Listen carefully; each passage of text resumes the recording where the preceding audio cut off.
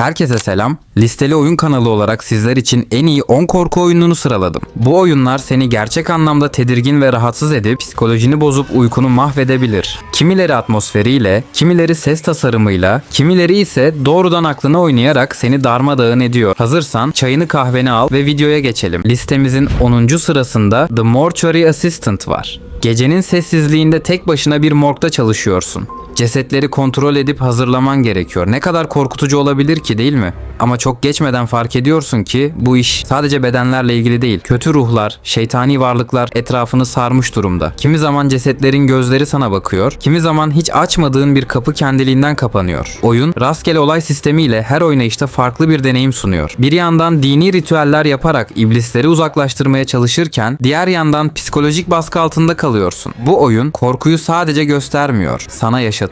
9. sırada Amnesia The Bunker var. 2. Dünya Savaşı döneminde ve terk edilmiş bir sığınakta uyanıyorsun. Ama yalnız değilsin. İçeride karanlık bir varlık dolaşıyor. Üstelik onun seni bulması sadece bir an meselesi. The Bunker, sınırlı kaynaklar, gerçek zamanlı tehlike ve ses temelli korku mekanikleriyle öne çıkıyor. El fenerin ses çıkarıyor, adımların yankılanıyor. Bir çekmece açarken bile nefesini tutuyorsun. Her şey dikkatlice dinleyen bir canavarı üzerine çekebilir. Bu oyun seni yalnızca korkutmuyor, panikletiyor. 8. sırada Layers of Fear var. Sanat bazen delilikle birleşir. Bu oyunda tam da o çizgide ilerliyor. Bir ressamın zihnindesin ama bu zihin tuhaf bir labirent. Odalar sen yürürken değişiyor, duvarlar akıyor, resimler gözlerini sana çeviriyor. Her şey metaforlarla örülü. Suçluluk, pişmanlık ve kaybolmuşluk hissi. Layers of Fear, klasik jumpscare oyunlarından değil, daha çok seni bir kabusun içine çekiyor ve orada yalnız bırakıyor. Sanatsal görselliği, şiirsel anlatımı ve derin psikolojik temasıyla eşsiz bir deneyim. 7 numara Signalis. Piksel grafiklere bakıp da bu kadar derin korku beklemezsin. Ama Signalis seni hazırlıksız yakalıyor. Bir uzay istasyonunda yalnızsın. Hafızan bulanık ve gerçeklik kayıyor. Oyunda klasik korku mekanikleriyle Japon tarzı anlatım harmanlanmış. Tetikleyici müzikler, bilinçaltına hitap eden imgeler, sürekli artan bir gerginlik hissi. Korkunun neye benzediğini değil, nasıl hissettirdiğini gösteriyor. Signalis hem anlatımı hem de oynanışıyla unutulmaz bir psikolojik korku deneyimi sunuyor. 6 numara Madison.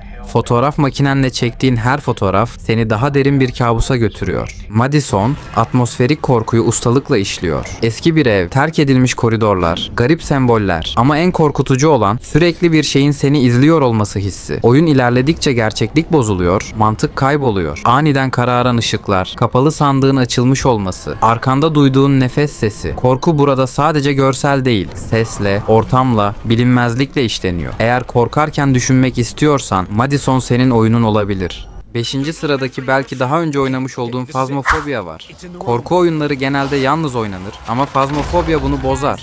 Çünkü bu oyunda arkadaşlarınla birlikte hayalet avına çıkıyorsun. Her görevde farklı bir varlık, farklı bir mekan ve farklı bir tehlike seni bekliyor. Mikrofonun açıkken hayalet seni duyabiliyor. "Burada mısın?" diye sorduğunda cevap alabilirsin. Oyun seni güldürürken bir anda susturabiliyor. Özellikle VR modunda oynarsan gerçek korkuyu iliklerine kadar hissediyorsun. Çok oyunculu korku deneyimi arayanlar için kesinlikle tavsiye edilir. 4 numara Alien Isolation. Uzayın sonsuz karanlığında yalnızsın ve bir yaratık seni bulmaya çalışıyor. Alien Isolation, orijinal Alien filminin gerginliğini birebir yaşatan bir yapım. Xenomorf yapay zekaya sahip. Saklandığın yerleri ezberliyor, sesleri dinliyor, alışkanlıklarını öğreniyor. Her an tavan arasından süzülebilir. Oyun boyunca güvenli hissettiğin bir an bile yok. Işıklar kısıksa nefesini tutuyorsun. Bilim kurgu korkunun en başarılı örneklerinden biri. İzlemek değil, yaşamak isteyenler için.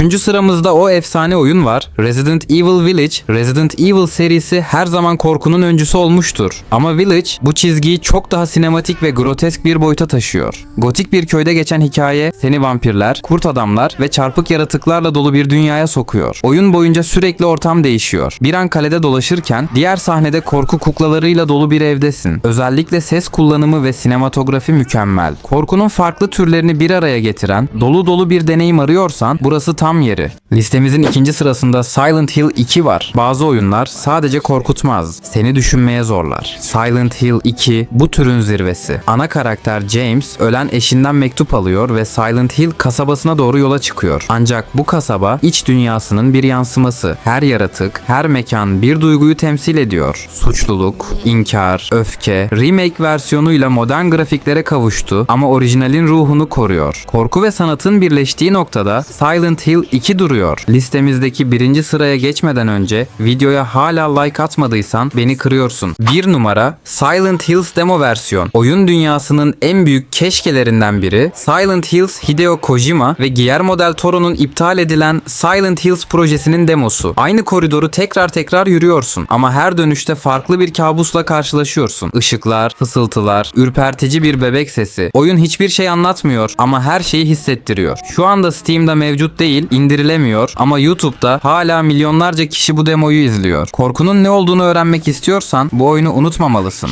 Listemizin sonuna geldik. Peki ya sen? Bu oyunlardan hangisini oynadın? Ya da hangisine cesaretin var? Yorumlara yaz ve daha fazla oyun önerileri için abone olmayı unutma. Çünkü bir sonraki video daha da karanlık olabilir.